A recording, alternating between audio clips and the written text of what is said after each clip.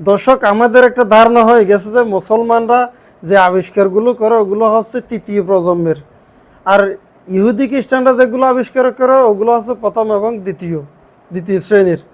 এখন কথা হচ্ছে ভাই, রাশিয়া ইউক্রেন যে যুদ্ধ চলতেছে, এই যুদ্ধের মধ্যে রাশিয়া যে টিকিয়ে আছে একমাত্র ইরানের সহযোগিতা নিয়ে, ইরানের মিসাইল প্রযুক্তি এবং ড্রোন প্রযুক্তি নিয়ে। আর আপনি যদি ইউক্রেনের দিকে তাকান, ইউক্রেন টিকিয়ে আছে তুরস্কের প্রযুক্তি নিয়ে। বাইরে একটা টিভি 2 ড্রোন এবং আকিন্সি ড্রোনের সাহায্য নিয়ে ইউক্রেন টিকে আছে। তার মানে মুসলমানদের আবিষ্কার নিয়ে উভয় পক্ষে টিকে আছে আজকে পর্যন্ত। আর তুর্কি তুর্কি বর্তমানে পঞ্চম প্রজন্মের স্টাইল ফাইটার পর্যন্ত আবিষ্কার করে ফেলছে। পাকিস্তানের কথা তো আপনারা সকলে জানেন, 90-এর দশকে ওরা পারমাণবিক বোমা আবিষ্কার করে ফেলছে। কিন্তু মুসলমানদের কারণে, একতা না থাকার কারণে, ঐক্য না থাকার কারণে ওরা পৃথিবীতে নেতৃত্ব দিতে পারতেছে না। একমাত্র অপরাধ হচ্ছে এটা।